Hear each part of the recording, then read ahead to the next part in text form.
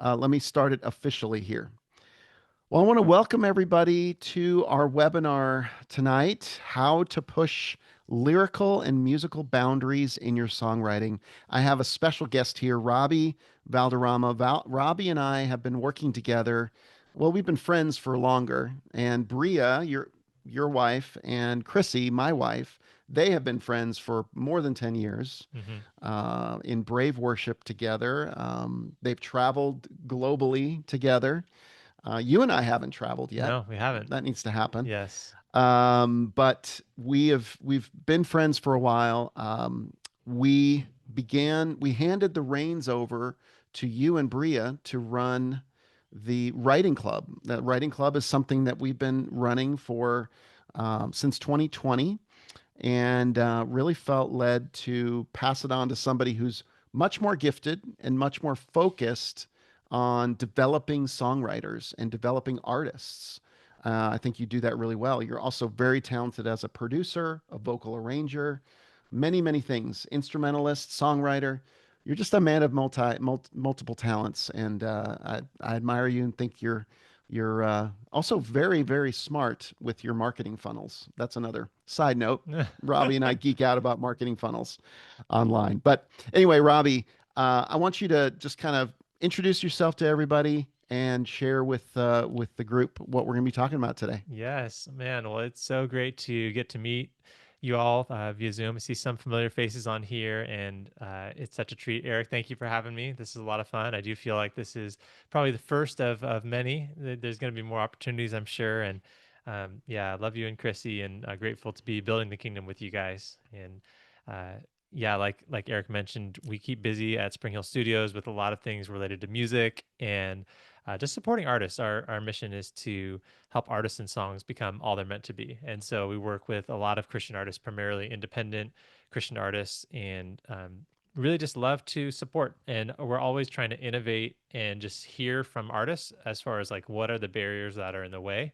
And then we just develop resources and processes to help make those barriers as small as possible. So that's really our heart, because for my wife and I, we have, been artists ourselves. And so we understand what it's like to, have only 24 hours in the day and, maybe have little kids and have, just different life that comes up. And, you sometimes can feel like, oh man, I just don't have enough energy to still be creative after all of that. And so with that margin, it's like, okay, we have a finite amount of time.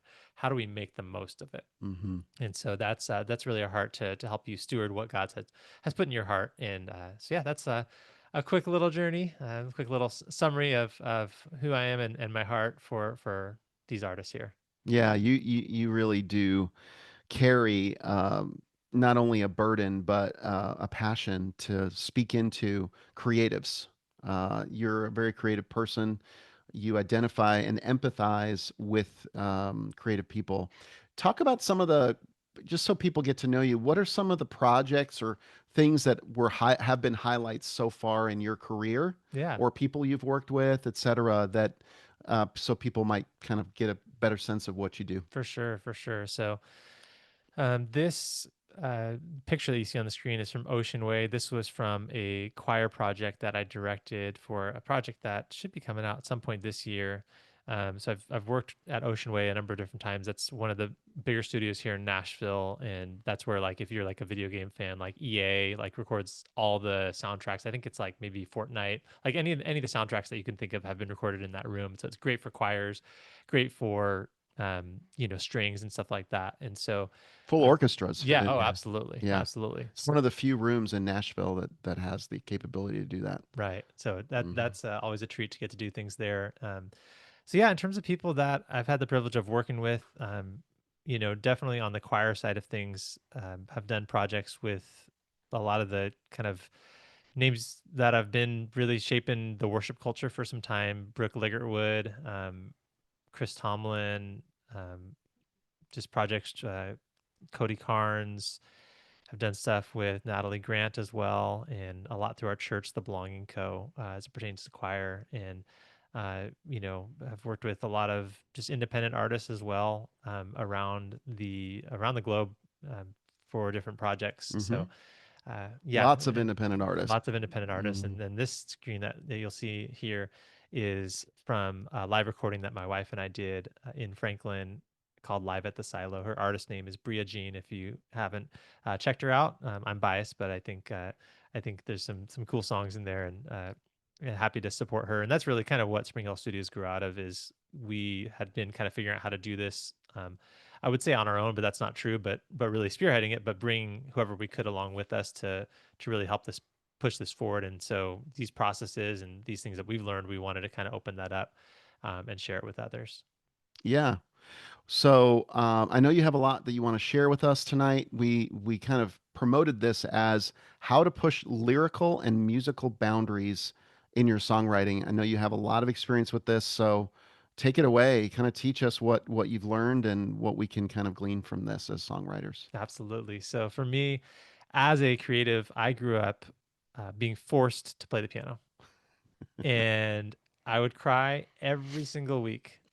Every single week. I absolutely hated it. It was the least favorite part of my week. Finally, because my dad's a brilliant jazz musician, jazz pianist, and has played with anybody from Chick Corea to, like you name it. He's played with some amazing people. And um, so grew up with that. And, of course, like, oh yeah, piano player, naturally just teach piano to his kids. And it just didn't connect with me. And Hmm. part of it is I'm pretty competitive. Eric has found that out on the pickleball court. And so I always want to be the best. And, have had to try to refine that over the years. God's still working on me. But there's redeeming qualities to that. And then there's things you have to keep in check as well. And growing up, my older sister, my whole family is musical, I'll say that, but my older sister is extremely musical, and she was always just flying through the piano books. If any of you grew up, I don't know if any of you grew up reading those piano books, like I forget the names of them, but you get the song, like whoever your teachers like initials it to say like, all right, yeah, you check that one off. Right. I'd be sitting there on the couch watching my sister do lessons. Yep, okay, great, good job, Olivia. Check. She flies through it. She's like just born, check, check. I'm like, and I'm two Your years, and competitiveness. I'm 2 years younger than her. And like, all right, Robbie, now it's time for your lesson. Like weekly time to fail, and so I'd get up there and it'd be like, all right, play the song, and I would just be like, duh, duh. Robbie, you're not reading. You're going from memory. You're not reading. You're going from memory. Like, how did you know that? And it just never connected with me. And so it'd be like, you know, 3 hours later, not literally 3 hours later, but a while later, be like, all right, I guess we'll check that one off. Let's just mercy on the poor kid. Right, right. I don't know if he checked it off for my sake or for his sake to, move on. But that was my experience with music, where like music, there was zero enjoyment out of it.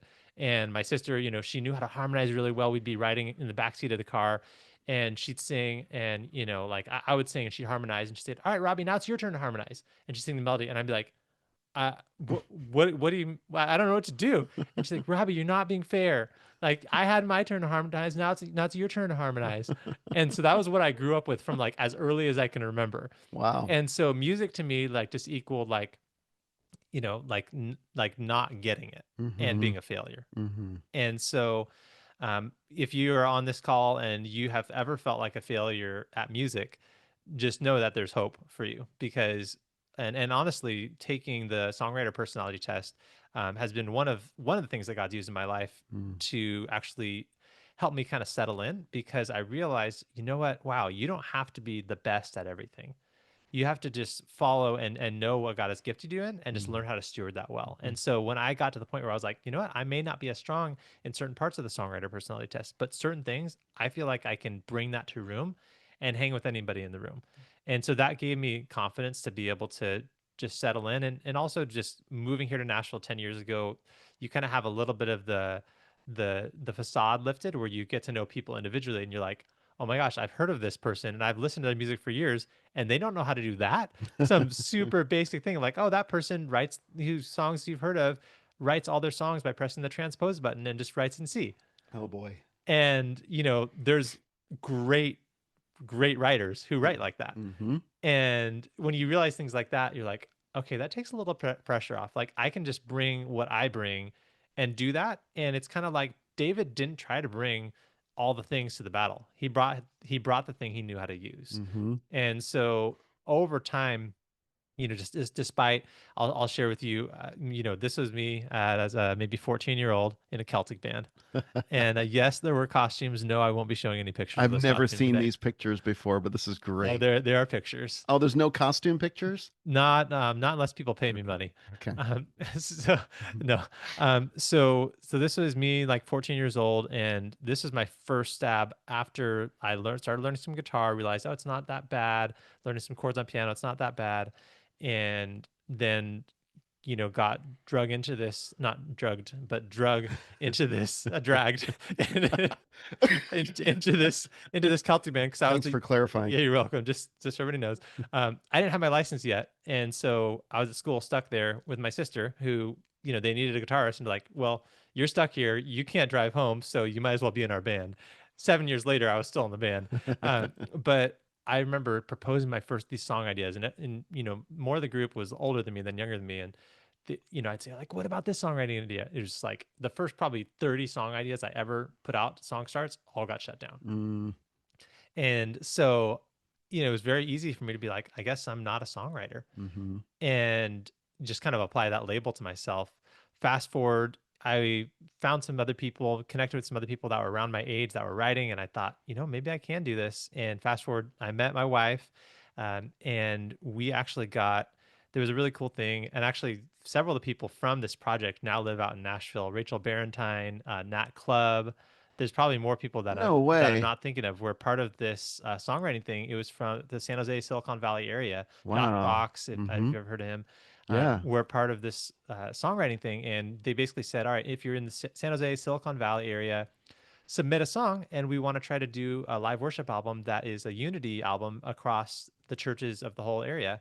And so I submitted um, a couple songs, and there were like a bunch of people that submitted from all over the place, and two of my songs got chosen for that. I'm like, okay, well, I guess I must not be that bad of a songwriter if people want these songs to get recorded out of all the ones that were submitted.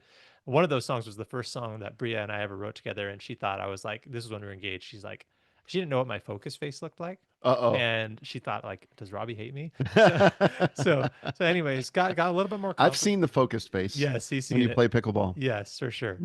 And so just got a little bit more confidence through that, and gradually through this, we got connected with someone named Cindy Wilt Colville. She is the person who actually got discovered and like nurtured Matthew West, Jason Ingram, a bunch of different people. You've probably worked with her in some capacity. So I have a connection with Cindy in several ways. Mm, Number one, she worked I was working at Word Publishing and she worked at Word Entertainment hmm also. And my office was just down the road. And I used to see everybody come through. All the writers would come through. I got to know Matthew, got hmm to know Bernie Herms, and hmm all those guys would just constantly be walking in and out. And I got to hear a lot of music. I also pitched Cindy some songs from Chrissy's before she was signed, Wow. before Okay. she did anything. And Wow. we called her the Dream Crusher. Chrissy and I did. She just crushed all those songs that we brought. And this was like I never 2004, knew this. That's 2003. funny. Yes. So she's known as the Dream Crusher in our relationship. Later on, as Chrissy developed as a writer, hmm Cindy became one of our greatest advocates. hmm And she would come to Chrissy's Brave or Girls Write Outs and Wow. just very encouraging to us. And yeah, I'll let you go on from there. Yeah, But wow, yeah, we I have a didn't know that. connection. That's amazing. So Hmm. we through this group of writers through Rachel Barentine, I think actually we got connected with Cindy, and she was a songwriting coach. And so she did basically like a catalog review where we got to submit 10 songs, and she would basically give us feedback on them to help us grow as writers. And so we're like, awesome, like pro tip, if you ask somebody who's like doing this for feedback on your song, actually expect feedback on the song.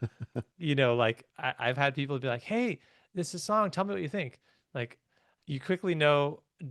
Most people actually just want you to say your song is awesome. Let me just connect you with this artist so they can record it. Right. Like That's that. pretty much the expectation. That's what a lot of people mean. So that's just a little pro tip. If you're saying, "Hey, let me know what you think," don't say "let me know if what you think" unless you're like, "Hey, I actually am still ready for feedback on this."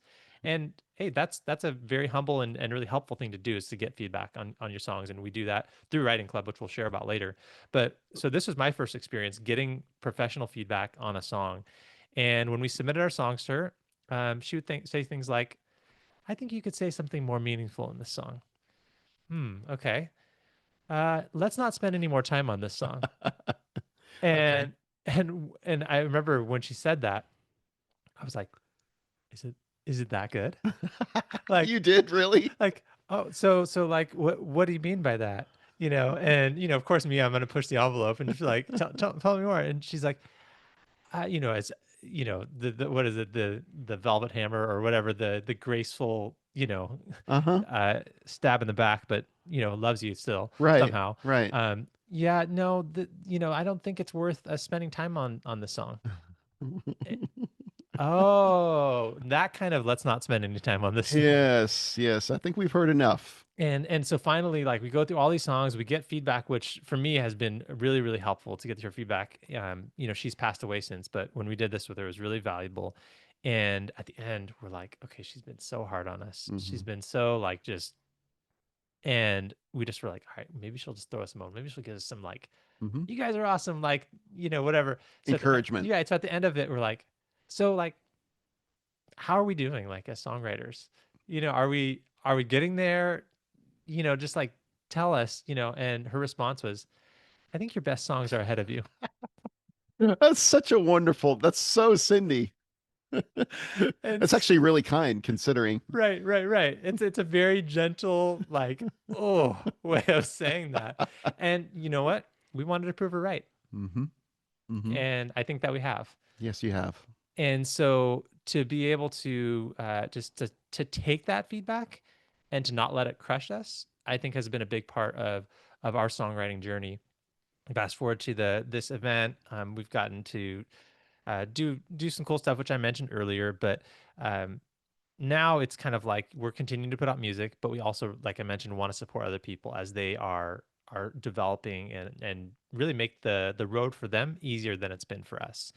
And so, what I wanted to share about next is really like, okay, as artists, which I would put songwriters, even if you're not releasing music, you writing a song is a form of art. And so, to talk about like what is an artist's role, I would say that the artist's job is to bring people and to invite people into a better world.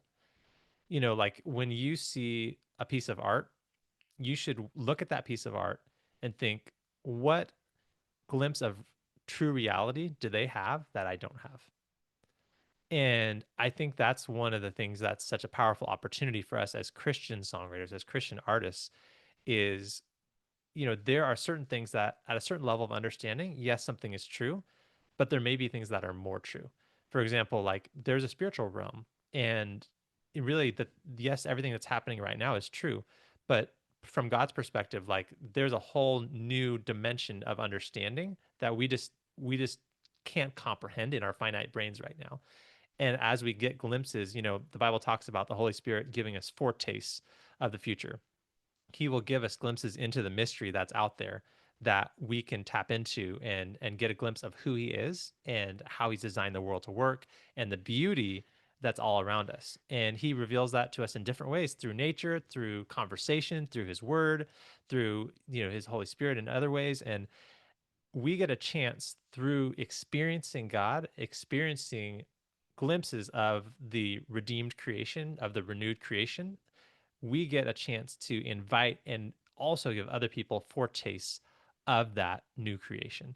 And J.R.R. Tolkien, the writer of Lord of the Rings, he calls us sub creators, where, not meaning subpar creators, Mm, but sub creators, where meaning God is the creator, but he's created us in his image to create like him. mm, And so now we don't replace God, but he, I believe, gets joy when we operate in the gifts that he's given us. And as creatives, which I believe, all Christians can be creatives of some sort, all people, there's this concept of common grace, where there's a grace that, as people, whether people are Christians or not, they're made in the image of God. mm, And he's made them to create and to see to provide value to one another. And now, obviously, when we get to know Christ, we understand and connect a lot of dots that are very important. But that's such an important role that we have as Christian creatives in particular, is to take, basically, like, pull heaven down for people and say, hey, this is what it looks like, this is what you can experience. And so we have a big stewardship role, a big opportunity to do that, and that's not something we should take lightly. And if you're on this call, I hope you're on this call because you don't want to take that lightly and you want to invest into getting better tools and understanding the better targets that you can shoot for, to be able to guide people closer to Christ, to turn those song, starts, to turn those voice memos into music that's changing lives. And so I want to present this little graphic here that I kind of, you've heard of a vicious cycle, right? Where it's like, this happened and this happened, it's getting worse and worse. Well, the opposite of that, which some of you may know, is called a virtuous cycle. And how I like to describe it is we have better targets and better tools that we can continue. Like, think of better targets as like the degree of difficulty being raised. Where, like, if you're a diver in the Olympics, you can try a really easy dive and nail it. You're probably not going to get a ton of points for that. Yay, good job. You did it. That's cool. And when you're first starting off, that's awesome. Like, your mom's going to be real proud of you that you didn't make a big splash just jumping in the pool without doing any twirls or whatever they call them, flips, dives. Uh, you know, I don't know if twirls is the right sport. Maybe that's synchronized swimming. I don't know. That's when you get under the water. Um, so, uh, so you have the degree of difficulty, right, where Mhm. you can try for harder and harder things as time goes by. But to be able to do that, you're going to have to, as an athlete and similarly as a songwriter, get better and better tools that are just like David out in the field, learning how to get better and better at his craft. He's going to be able to do, more precise things with that tool and with his gifts than he was when he was years earlier, because he's stewarded that. And so Mhm. I see this as a virtuous cycle that we all have the opportunity. We can settle, we can settle where we're at, but we can really invest into developing better targets to hit, Mm. and broadening our perspective. And I'll speak about how to do that, but also better tools to help us get to those better targets. Mm. So, better targets, I just want to briefly touch on a few different areas. One would be like philosophically, theologically. This is where we can be able to go deep in the word, go deep in commentaries, go deep in studying like deep life questions. Look and study how people have wrestled through these. There's so many ongoing conversations in the philosophical world, in the theological world, that it's easy to um, maybe like when you're a kid, you might have things simplified for you in terms of some of these, because that's maybe the best your parents knew how to explain it to you. And maybe you got to a certain spot in your life where like that answer just doesn't cut it anymore. Well, you can do a couple things. One, you can just reject. Say if you got brought up in a Christian home, I can speak, I promise. Um, and then it's like, wow, I guess Christianity doesn't work. You can take that approach, which some people have taken, or you can say, let me wrestle through these, and let me wrestle through and hold maybe some tensions.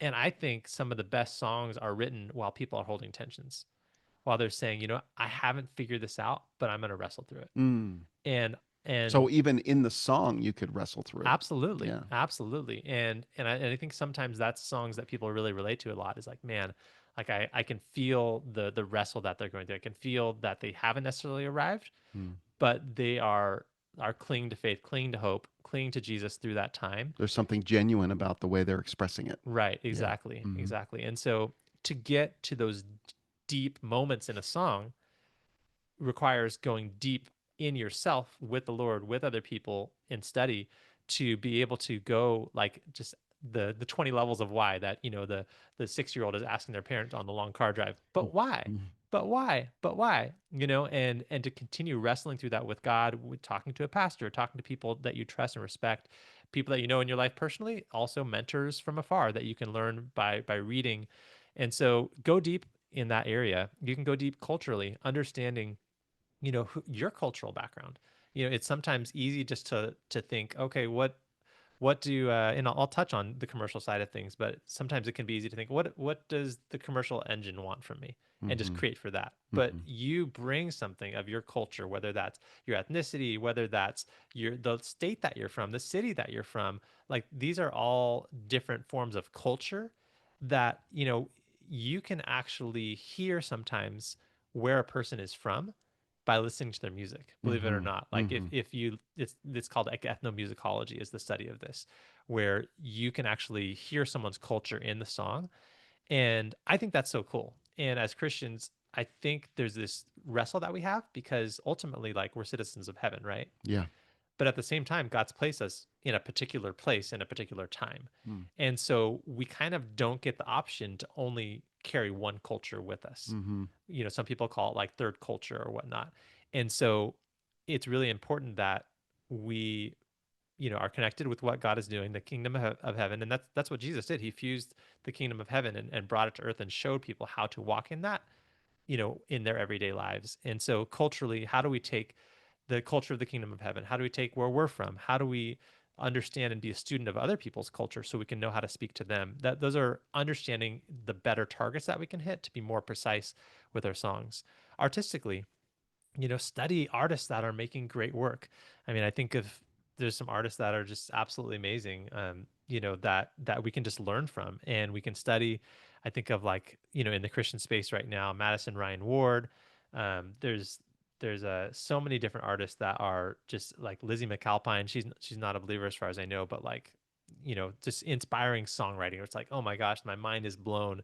And so studying these writers that are saying things in special, powerful ways, that study song structure, all these different things, study what these artists are doing and what they're doing, so you can, have a reference point. I Uh, just watched yeah. the Billy Joel documentary, Yeah. which was definitely not a believer, but still very inspiring Hmm. for Chrissy and I to watch it as her being the writer. Yeah.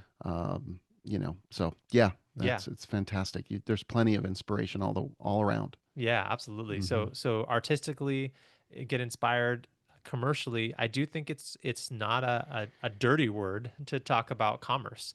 Like, I don't think commerce in and of itself is bad. I think when we, like, there's business in and of itself is an engine of blessing. Hmm. That's what I believe it was designed to do. If you look at like the Abrahamic covenant and these things, like, bless you to be a blessing, and even the other covenants around that time, the way that the law was structured in Israel to support relational health, Mm. like, business is designed to be something that lifts a community. Now, obviously, when there are corrupt ways that business has been set up, it can actually be used to, instead of contribute value to a community, to extract value from a community. Yeah. But in and of itself, business is not bad. Power is not bad in and of itself. However, it can obviously be misused. So as believers, how can we model what it looks like to model a better way? And so we can study commercially, like, okay, what are the needs happening right now? And how can we see, okay, there's a market opportunity, but how can I then fuse that with gospel truth? And how can I fuse that and be true culturally, be wrestling through things theologically? And I think there's a way to thread that needle in a way that's genuine. Does it take more work than only maybe focusing on one of these targets? Yeah, probably. But that's how we can really hit more precise targets. So that's kind of this first area. The second thing that I'll talk about, and then after we wrap this up, I definitely want to leave some time for some questions, is the second part of this virtuous cycle, which is better tools. So obviously, there's a ton of great resources. The writing worship book, the writing the songwriter worship songwriter mentorship. There's so many great tools out there to be studying lyrically, reading the Psalms. Chrissy's book Psalming, and so many different. There's Pat Pattison books. There's all sorts of things that you can do to grow lyrically. Just some tips, like, study lyrics of songs that move you. Like, think about, like, what songs, like, oh my gosh, that just got me. Mm. And you don't want to take the magic out of it, but you can also say, like, what about that, like, hit that spot in me. Hmm. And you can study, what devices did they use. Did they use repetition? Did they use rhyme? Did they use, what sort of poetic devices did they use, and study those. And Do you do that in the writing club?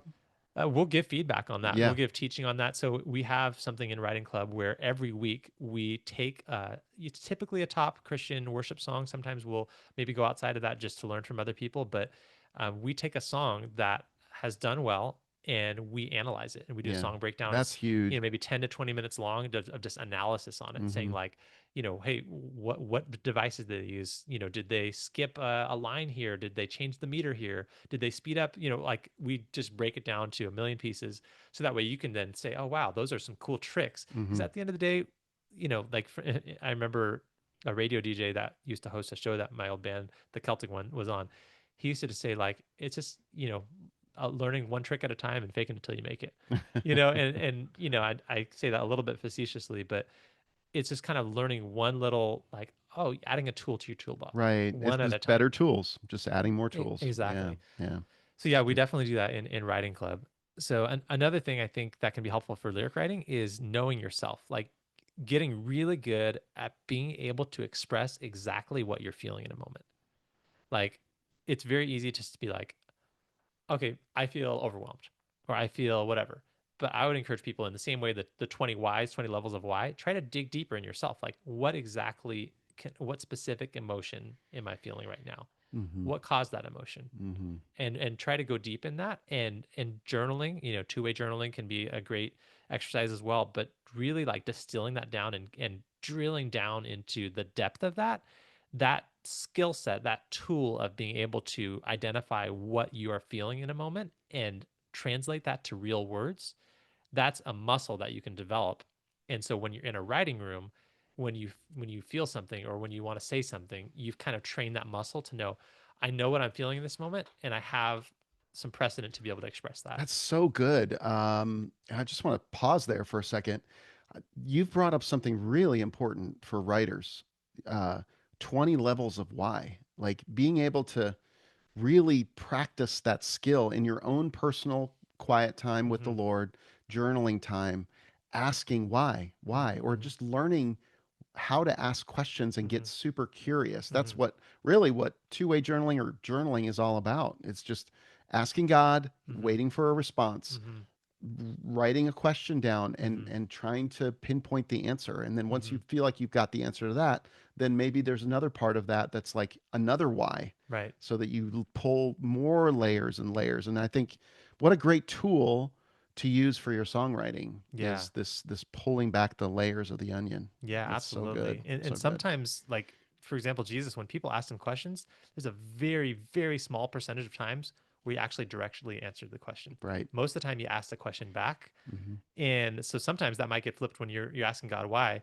He might ask you another question, and you've got to be honest and follow that train. Yeah. And that's sometimes the harder thing to do. Hmm. Sometimes easier to ask God questions about why. But sometimes when he turns around on you, not in a bad way, but when he turns around on you, that's the point where you have to like kind of own some things that you're Hmm. bringing to the table. Yeah. And guess what? Like God is such a loving father that he shepherds us through that process and it's for our good. But that sometimes will go to the root of really what needs to be talked about. Hmm. Hmm. Good stuff. So yeah, lyrically, there's so much more that you can do, like practical stuff about like first line of the song. Make it really strong. Make it something where when somebody sees that, it's not just something where, okay, I've seen this a million times. Um, get better at hitting your North Star, like knowing what your main topic is and sticking with that and Mm. keeping it tight thematically. Next topic I want to talk about in terms of better tools is musically. Knowing things like the Nashville number system, knowing things like your major scale inside and out, knowing your vocal range. And I remember I've been in writes where like people were writing in a different vocal range than me, and it was really difficult. And so just being aware of that and going into writes and kind of knowing how you can maybe even just develop your tools to be able to hang in those sort of circumstances.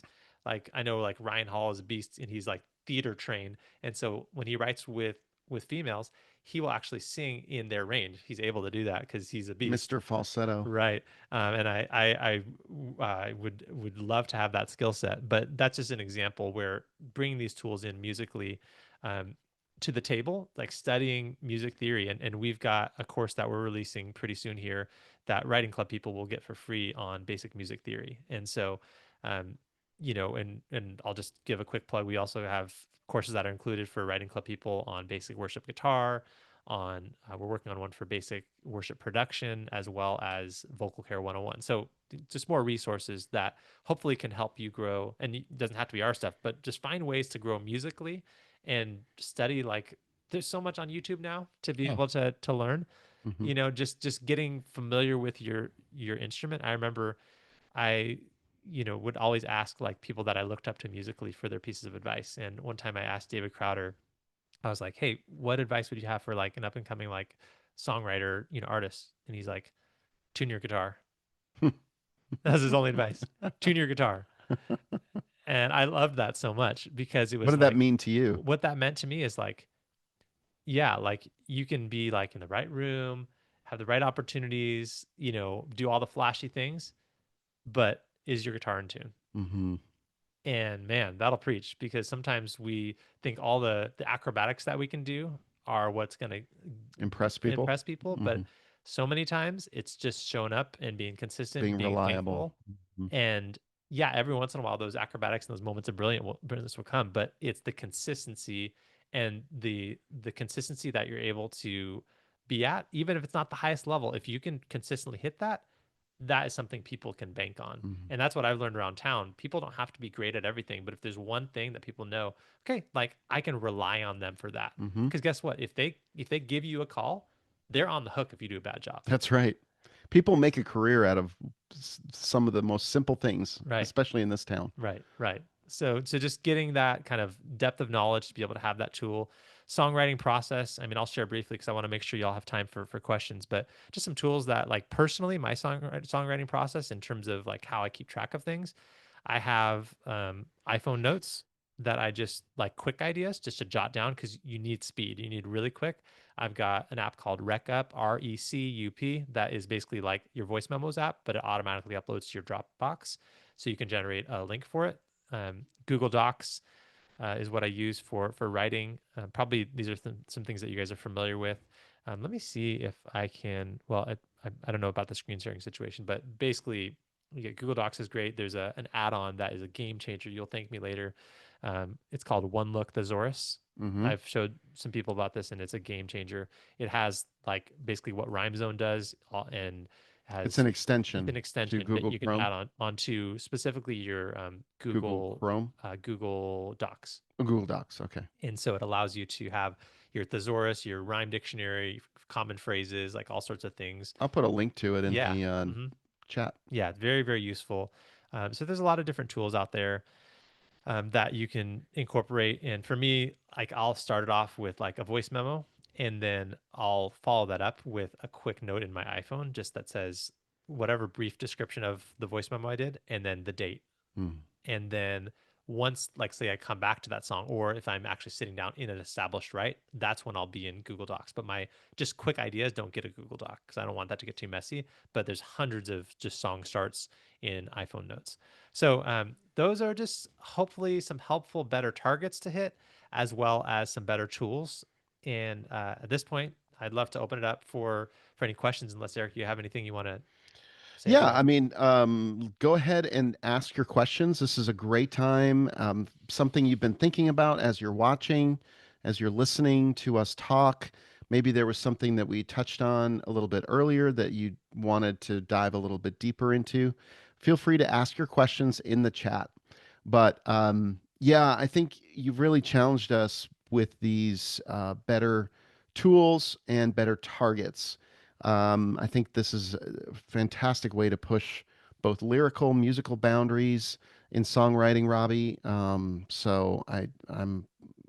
like very, even that one thought of the, I think you've helped me in my journaling Hmm. right now because I think the practice, your personal practice, what stands out to me about what you're saying, your personal practice, what you do when you're not co-writing, when you're maybe not intentionally working on your music, but it's just your habits that Yeah. you build. Right. Like for Chrissy, it's psalming. Yeah. Every single morning, she is down here at the piano and she at least takes 10 minutes hmm to pull up a psalm and uh, just have that time with the Lord. It's hmm part of her hmm daily discipline. And she'll journal, hmm so journaling, psalming, those two things help her never to run out of ideas Yeah. for songs. Yeah. She's constantly, her well is always full Yeah. because of those two disciplines. All right, we have some questions here and keep them coming.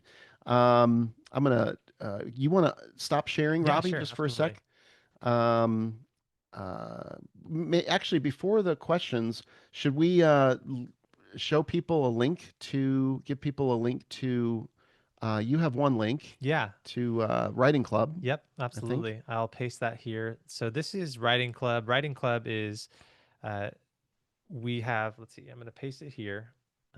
Tier one writing club. There are three tiers of writing club. And if you've been through mentorship, you are eligible for tiers two and tier three. But I'll just speak to tier one for now because I'm assuming that maybe the higher percentage of people here. We give weekly song prompts every Monday, weekly song breakdowns every Monday, where you like I described, you get to learn from a song. A song prompt is basically where we give you like a start where it's like, hey, here's Hmm. maybe a scripture or here's some stuff to kind of get your creative wheels turning. Yep.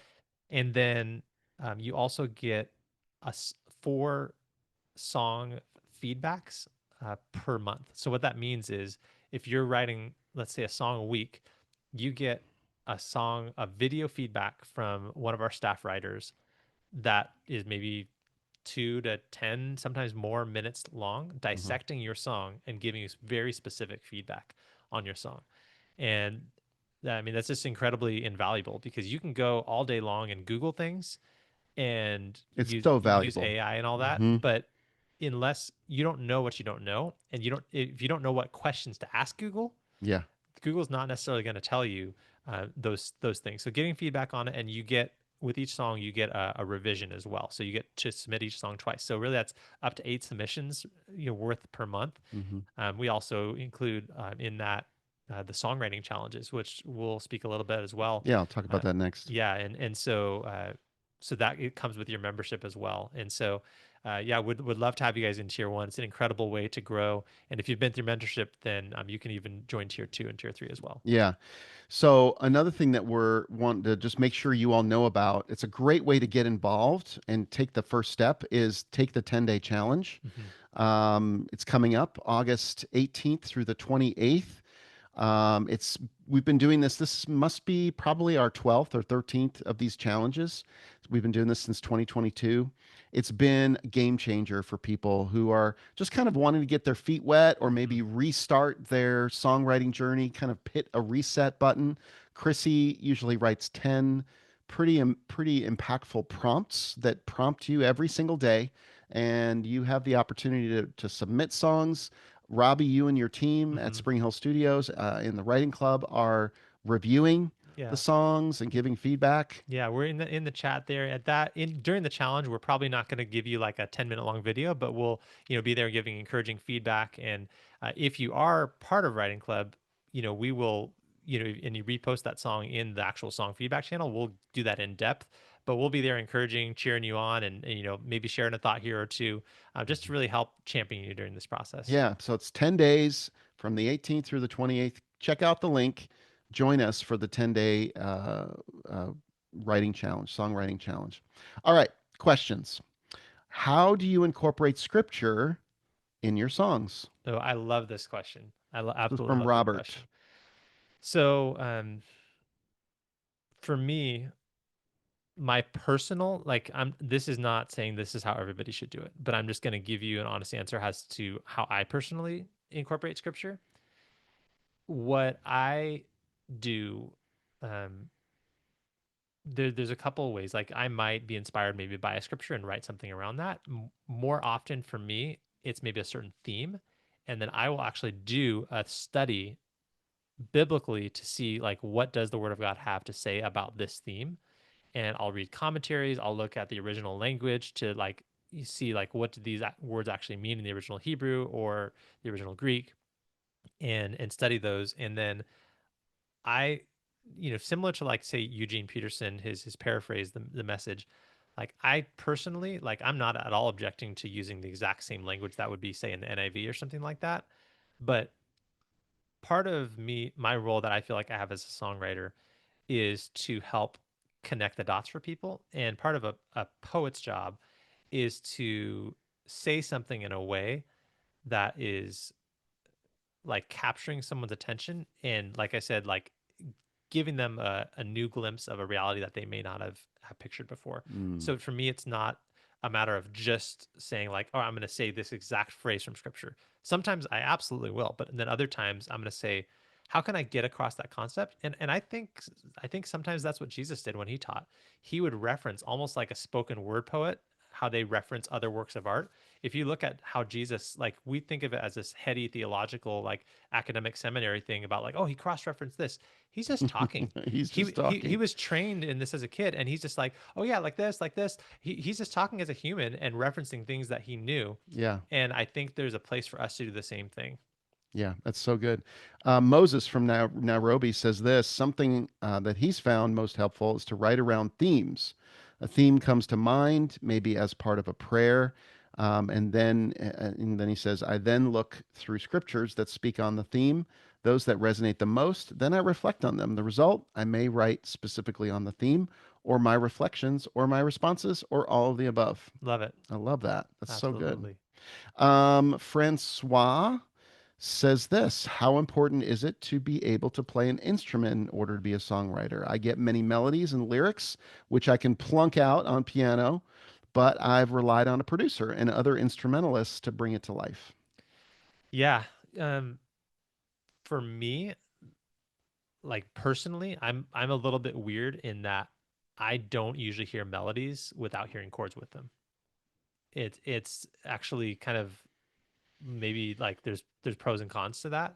What's your songwriter personality So type? chord slash arranging concept, and then I think it might be lyrics is the Mhm. third one. Okay, And so because you let that's your researcher side. yeah, Hmm. yeah, and so for me, when it's difficult for me to answer that because for me personally, those are really interwoven. And honestly, like I value like for people like my sister, my older sister, um, she's just brilliant melodically. Like she just thinks of things that way. For me, I almost am like a little more thinking things through a grid, and I have to break myself out of that. So uh, for me, it's difficult for me to say, but I do know people that don't play an instrument and can write beautiful melodies. And I would say similar to what I described earlier, where like whatever your strength is, like it's kind of like in a way where if you have somebody who maybe is blind, sometimes their sense of hearing is really heightened. Like they might be able to do things with their hearing that other people couldn't do. And that's kind of a funny example, but like if you don't, I would encourage you, I think you'll enjoy being able to play an instrument and being able to do that. And by all means go for it. But if that's not something you can currently do, I think focus on writing beautiful melodies. The best melodies should be able to be singable without any chords underneath them. Right. I think I mean in this day and age it is easy if there's a will, there's a way Hmm. for you to add instrumentation to Yeah. your melodies that you're writing. But it is just as simple as when you're reading a scripture or reading a psalm Hmm. to just begin to sing a melody over that Hmm. lyric. Yeah. There's nothing wrong with that. That happens all the time. And we have lots of people that go through the mentorship program, for example, who just don't write on an instrument. Yeah. And they do just fine because they get introduced to Right. co-writers Right. who have a different strength and can bring that instrument into the room. Yeah. And then they're free, the lyricist Hmm. is free to just write, or maybe they have, hearing prophetic gifting where they hear something Hmm. and they can just feel free to sing that. So I wouldn't put too much weight, just like you felt so bad about yourself that you weren't able to keep up. Hmm. I think that's what hampers us more Right. than anything. Right. It's like you don't even do it because oh, I can't play an instrument. So Absolutely. Don't let that invalidate you. exactly. Bring what you bring, and and I mean technically, if you copyright a song, that's lyrics and melody. Yeah, Like technically. the chords aren't even technically part of a Hmm. copyright. Hmm. So yes, is the quick answer to that. All right, Renee says this: how do I strengthen my concept writing? I write from seeing pictures and I get lost in explaining the picture and how the message connects. It's a great question. Yeah, that is. I love that. So, one way to do that is by surrounding yourself, and this isn't a cop out, but surrounding yourself with concept writers and watching how they do it and learning from them. I would say so. You see, I write from seeing pictures, and I get lost in explaining the picture It and how doesn't the sound message. like she has to strengthen her concept. It sounds like she has a very strong concept, like in the sense of concept is you see the big picture, and you're trying to So if you easily see the concept, then relying on people who might have other strengths that can maybe, like a structure writer would be Mm-hmm. a Mm-hmm. great Yeah. person to write with, because they Mm-hmm. can maybe help put the pieces together Mm-hmm. Mm-hmm. into the and structure them in ways that Mm-hmm. match up with the concept. Yeah, I think practically one thing that you can do to practice and get better at that structure side of things is, like I think Chrissy calls it like a song map, and some people Mm, do like the bubbles where you're like, all right, if here's this picture, like, okay, what other things would be related to that picture? yeah, You like draw three lines and say like, okay, what other pictures can I put there? Draw three lines from those and say, what other pictures can I put there? yeah, And just try to think about, okay, well then which of those pictures can I put into the spot of a verse? Which of those pictures can I put into the spot of a chorus? And kind of do some remodeling like that. yeah. That's a great question though. That's great. I wish I could show you a picture of a song map right now, but I can't pull it up that quickly. But yeah, song mapping is a skill that we teach in the mentorship, and it is as simple as seeing the concept. So, Renee, let's say whatever the concept is, if you want to give us a concept, we can kind of talk to you about how that would be. But what would be a concept that's in your head? You've taken the mentorship, Renee. I know you. Look at you. There you are. So, but I think you take that concept and then you start to write lines from what comes out of that concept. What are the who, what, why, where, when, maybe that comes out of that concept, and then you start taking going off in different directions, and that's how you structure or build that. I guess I tend to lose the focus after verse two. So that's what Renee said. Yeah, that's understandable. And part of that is you can train yourself to get better at that. Like for me personally, one of the things that I do is I do Sudoku puzzles. You do. Uh-huh. And what that helps me do is it helps me push back against that boundary where it's feeling like there's just no way. Like I can't see anything next. Mm. But there's that belief, just like There has to be, right? right, Because in the Sudoku, you've right, got a solution right, somewhere. right. So you train yourself to believe like, yeah, chess exactly like you have to believe that there's a way forward out of this. Hmm. And if you don't believe that there is a way past that, then you're probably not going to keep fighting for it. But Mm. if you do believe that there is something, there's an aspect of us creating, but then there's also an aspect when we songwrite that we're actually discovering. Yeah, And so ask yourself, do you believe that God has a path forward for this? Yeah. that's basically an example of a song map there. Mm-hmm. All right, just to let you guys kind of see what that looks like. Um, just an example, but there's more that are where you fill it in. So let me uh, let me find one that we could. So here's another one. Let me share this screen.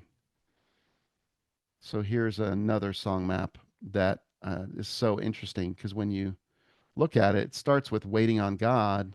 Okay, obedience, trust, patience. And then from there, it was like trust. He has a plan, that he has a purpose. And you would take that. I love it, Paul. Take a screenshot of that. But you would take that and build a song based on this, Mm-hmm. Um, I think that's we kind of got off on a little song mapping tangent there, but hopefully, but yes, it is like song mapping is like mind mapping in a similar way. Moses says, "I do that a lot. Didn't take it seriously. Helps me get unstuck when I'm in that crazy place." Yeah. Yes. Interesting. I love it. People are loving Sudoku. People are loving chess. Um, Laura asked this, Renee, enjoy your gift. Use it in a co-write, and your co-writers can help keep the structure going. That's right. It's good to relax Mm-hmm. into your gifting, Yeah. and be surrendered to what how God has wired you Yep. to be. It's really an identity process as well. And So, and those are some of the best writers hmm who realize that they can't do everything. hmm It's kind of like Eric when you and I play pickleball together. Like if the worst pickleball players you play with, I remember playing with one guy who was good, but he kept like thinking he was better than he was. yeah, And it's like, dude, you don't need to be good at that shot. Like hmm rely on your teammate. hmm And in the same way, like when we bring it ourselves to a song, it's okay to not have the answer to every line. Yeah. It's okay to not have the map to every song. Like rely on your co-writers and being able to trust the other people in the room and trust what God is doing Mm-hmm. and to sit even in silence for sometimes Mm-hmm. and let those ideas come. I think is really powerful. It is. Sometimes it's harder to just be silent Yeah. instead of trying to push something to happen. Chris says, I came in late, but did you discuss how to come up with new ideas for songs? We didn't specifically come up with that per se, but I think we more talked about kind of like how to build that reservoir or to build like a foundation to have stuff come up. Because I How to think, keep your well yeah, full. exactly. Like Mm-hmm. I think Chrissy may have used this analogy, and I know Jerry Seinfeld has as well, where it's like people asked him, what is it like to, come up and write for your lines? And he said it's like sitting next to a faucet and waiting for it to drip. And so, like, you can't necessarily control when that's going to happen, but you can do your best to, like turn the faucet on And and sit by the and faucet. sit by the faucet and be ready with a cup there. Mm-hmm. And so, like, that's not a cop out answer, but like part of it is just being ready and having the tools ready so you're ready to catch those ideas when they come. And it's showing up every day Yeah, or showing up consistently right. with your writing, with your journaling, with your psalming. That's what Chrissy does. She has ideas that for days because Hmm. she psalms, she Right. journals, and she has, of course she does it professionally, but a lot of most of the writers I know Hmm. that do this Hmm. never run out of ideas or Yeah, song ideas. right. So, um, Francois asked, "How do you get a great track synced or licensed for sync?" Right. Well, I mean, that's a little outside the scope of the topic for today, but I mean, the the short answer is you got to know somebody. I mean, that's like in the bigger licensings, and there's also micro licensing where you have certain Yeah, like art list or different sites like Pond that. 5 is Hmm. another one. If Hmm. you go to pond5.com, it's a great place to upload your track. Right. Um, and you won't get rich off of it, but Right. you'll start to see your song taking traction, Right. you know. Yeah. So it depends on what some forms of licensing are a lot more exclusive than others. Hmm. Like if you're trying to get on a commercial or something like that, oftentimes you know, from my friends who do that specific thing, they're like, yeah, my song was top of stack because we have a relationship. They're not going to say that publicly, but Hmm. there's, if there's 80 songs submitted for a particular brief for a particular commercial, they're going to go with the people that they work with regularly. Yeah, Not to be a downer, but yeah. that's just the answer. All right, last question, and then we'll wrap this up. Moses asks, um, I grew up reading the classics, and that seems to have shaped my approach. How can I become more contemporary in lyrical expression? Well, the first question I would ask for that is like, why do you want to be more contemporary? And I'm not saying that you shouldn't, but I would make sure that you know your why, because sometimes people will try to be something that they're not, and it just feels like a fish out of water. Now, that said, you can get there where it does feel natural for you. I think that, like kind of I mentioned under the cultural thing of development, like being incarnational in the subgenres that you write in is really important. And sometimes as writers, we can be like, oh, I'm going to pull from this, pull from that, and that's great. But if you're not careful, like it can be very much like just extracting from these cultures instead of really being a part of them. Like Jesus was with the people for 30 years before he did any miracles. Mhm. And so in the same way, like I would encourage you if you're wanting to be more contemporary, like I would try to embody that with like who you are and to like get to know the subcultures that are creating that contemporary language Mhm. and understand why those things became how they were, because otherwise it can be turned into like mimicry, which I don't think any of us really want as songwriters. Yeah. Now, there's a fine line there because we do want to learn, but I think the deeper you can go in that culture and understand the roots behind it helps you do that in a more authentic way. All right, I said last question, but Nicole says, how do you get unstuck from only being able to hear only the lyrics when trying to rewrite a song? How do you get unstuck from only being able to hear the only lyrics when Only the old oh the lyrics. only old lyrics? Got it. Um, Hmm. I think like well, implicit in that question is implying that there are old lyrics and that you don't think that they should be the new lyrics. if I'm understanding it correctly. This is for like she wrote a song, Hmm. she's not pleased with the lyrics, and Hmm. she needs to Yeah. work on other I think the lyrics. first step is being like honest with yourself and saying like this doesn't work. Mm-hmm. Like you have to get to that spot where you're like yeah, like when I first wrote this in this moment of inspiration, it felt really great, but it doesn't work. Mm-hmm. And totally owning that and being like, okay, when I walk out of here, like I'm not releasing the song. I'm not finishing the song with that and being like kind of separating yourself from that emotionally like can Mm-hmm. be a really helpful first step. And then you've Maybe backing away from the song for a few days yeah. so that Hmm. you kind of forget it. Yeah, that can be really helpful as Mm-hmm. well. Mm-hmm. And then in terms of being able to, separate yourself from those old lyrics, I think a great exercise that a friend of mine, um, he shared this in a for tier two in song in writing club. We bring in pro writers and publishers to actually give feedback on songs in a live Zoom setting. And one of the things that he shared was he said, like before you like cement a line, ask like, is this really the best way I can say this? Mm-hmm.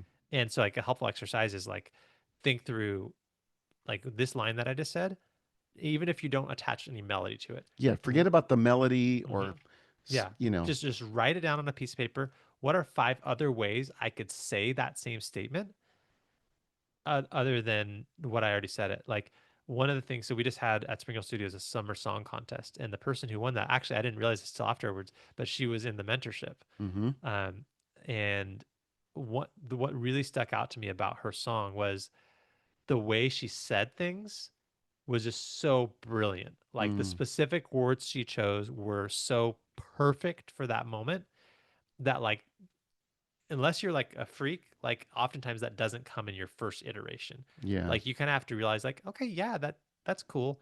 But like one challenging thing would be like if somebody walks into like say a worship song, they walk into a church service and that's the lyric that they see on the screen. Mm, Like has that earned its spot in the song? mm, Just if somebody only heard that lyric. yeah. Um, Yeah. It's good. It's good thoughts. Hopefully that's helpful to you, Renee. Um, as a actually Nicole. that was Nicole. Yeah, hopefully that's helpful to you, Nicole. Neil says this, and we'll wrap it up. As a concept writer, I think there may be two things that might help. Ask yourself in each line, is it meaningful building? Sorry, ask yourself if each line is meaningfully building the main idea, or if it's merely descriptive. This is related to the question about concept that we talked about. And he said, two, ask what human emotion am I writing to have the congregation connect with? That can help you assess by then asking if your description of your picture is contributing to mutual human experience that people can relate to. You can ask friends for help and rewrite parts. Good stuff. Love that. So good. Thank you, Great Neil. thoughts, everybody. I saw Neil was actually playing guitar while we were talking. So the man can do many things at once. I'm I very love that. impressed. Very impressed. No, but seriously, guys, we are incredibly thankful for you.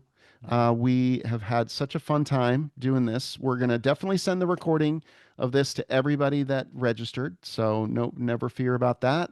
Any final words, Robbie, as we finish up? No, just keep writing, keep stay in community, stay tethered to the Lord.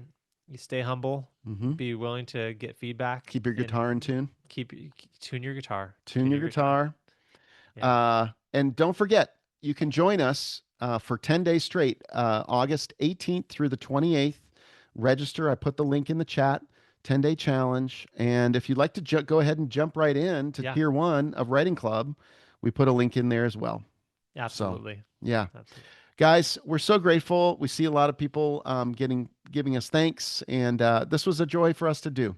All right, we'll see you again in another webinar soon. Keep your ears and eyes out for the next email or on our socials for whenever we do this again. Absolutely. All Thanks, right, everybody. take care. Bye. Bye.